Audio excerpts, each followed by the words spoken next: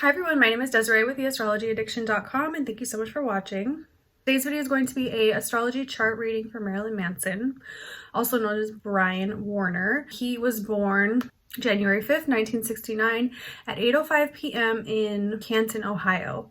And he's been in the news recently for allegations of abuse from multiple women, and I think even members of his crew and people that were around him, during his younger years especially. And there definitely are some horrific claims that the women have been expressing. So check that out if you're interested, but I'm just going to go into his chart reading today and look at some themes that he has, and also look at his transits and see how that kind of ties into what's going on right now. So he's a Leo moon and rising, ruled by his sun in Capricorn.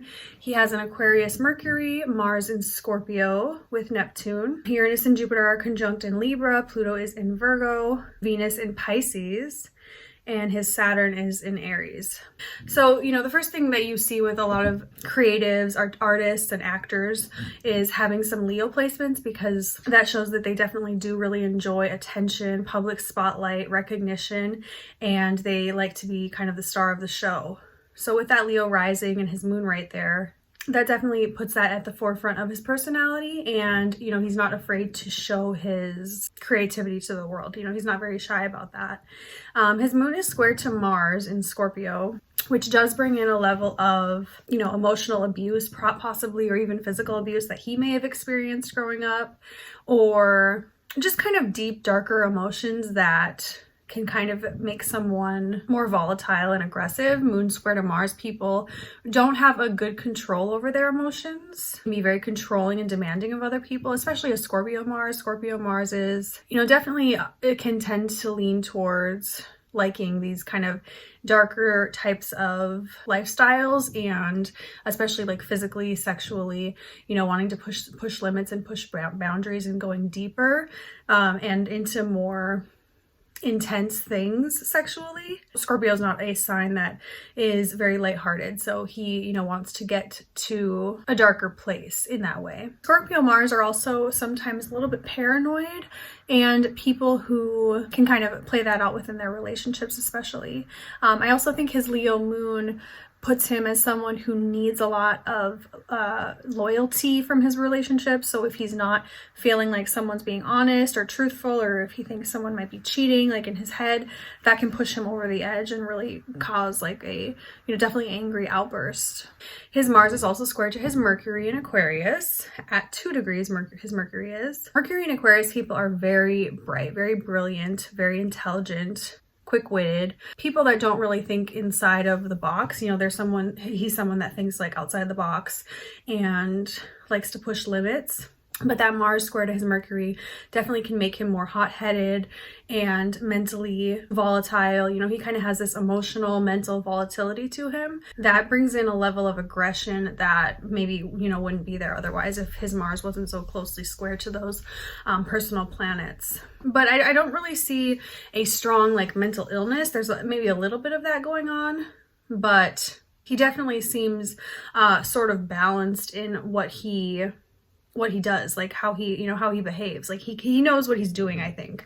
His Venus is in Pisces, which definitely lends him to be a creative, more sensitive, more of a visionary, someone who maybe lives in a fantasy world, or who likes to kind of dive into these escapist types of tendencies, like drugs and alcohol and music and art, and that's his most benefic planet in the chart, is that Venus in Pisces. It's also in the 8th house of death and, traumas and things like that. So I think he has a real like passion towards those types of, artistic things, and likes to kind of see the beauty in the darkness.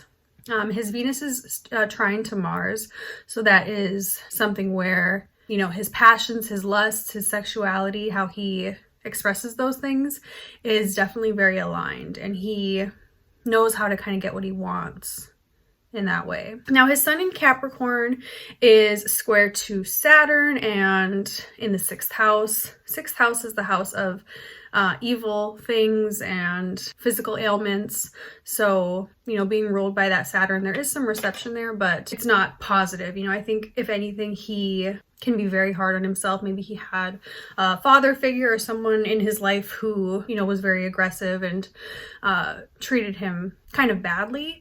Like, you know, just very harsh on him. He's hard on himself, and definitely like physically he could be someone who deals with a lot of like physical body issues, body dysmorphia, or even like eating issues, you know, issues with that type of thing. He wants to be very in control of himself, and he wants to definitely push boundaries as well with like what his body and his mind can kind of handle. Now that Saturn is his most difficult planet up in Aries, because he has this night chart with the sun below the horizon line, and that is in the 9th house and ruled by that Mars in Scorpio. So having that Mars in Scorpio be such a key player in this, I think definitely brings in deep, intense darkness to this person, and someone who kind of has to battle that throughout their life. He might even have difficult experiences when he is traveling in foreign places. In the 9th house, Saturn can bring in troubles and people who want to kind of do you harm, maybe when you're traveling in foreign places, or even you kind of creating a harmful environment for yourself or other people around you when you're traveling. His midhaven is Taurus, which right now is getting kind of beat up by Mars in Taurus. It's actually almost exactly conjunct to his midhaven right now, and that can show that there is sort of a fall from grace that he's experiencing, something unexpected, sort of a change, and probably not for the best in the way that people see him publicly. He also has this stellium of planets going on through this transit in Aquarius, which is his 7th house. And the 7th house is your open enemies, and there can be people from the past coming up to talk about you, especially since Mercury retrograde is in his 7th house. That can show, you know, relationships from the past, people from the past, either coming back to, you know, talk to you about something, to work through something with you, or, you know, in his case, it sounds like they're kind of becoming more open about the relationship that they had with him, and it's sort of coming to a place of difficulty, I would say, for him. Now he does have this Pluto, Uranus, Jupiter conjunction going on. Pluto's at in Virgo, and then Uranus and Jupiter are in Libra from his 2nd house to his 3rd house. A lot of times when you see Pluto and Jupiter together in a close way like that, these people can achieve greatness and success and have a lot of wealth coming into their life. I think with Uranus there is a bit more of an unpredictable aspect to it, where he might have unexpected loss, or people even trying to come into his life and get to his money in some way. And there can be definitely like unexpected loss or hardship going on for him with finances throughout his life, but definitely nothing that is something he wouldn't be able to come back from. He also has Pluto right now trine to his natal Pluto. His natal Pluto is at 25 Virgo. We have Pluto in the sky at 25 Capricorn. So this is a point, I think, in his life where he is, you know, possibly feeling like he does have things in control, and that he's not really worried about any type of financial loss at this point. That Pluto trine to his Pluto in the 2nd house, I think, brings in a level of confidence. You know, he's at a place in his career probably where he's achieved a lot, and while he is being dropped from the record label and there are all these things going on about his image, I think he still holds this kind of confidence and maybe arrogance even about who he is and about, you know, his purpose here, and like why he did those things that, you know, maybe that he did in these relationships. You know, he can have some definitely big realizations about that, but I don't think he's going to come out of it at any point, you know, and apologize. I really don't see that happening. So this is a quick mini reading for Marilyn Manson. I hope you guys enjoyed it. Let me know your thoughts below. If you are interested in booking a reading with me, my link is in the description box. Thank you so much for watching. Have a good day. Bye.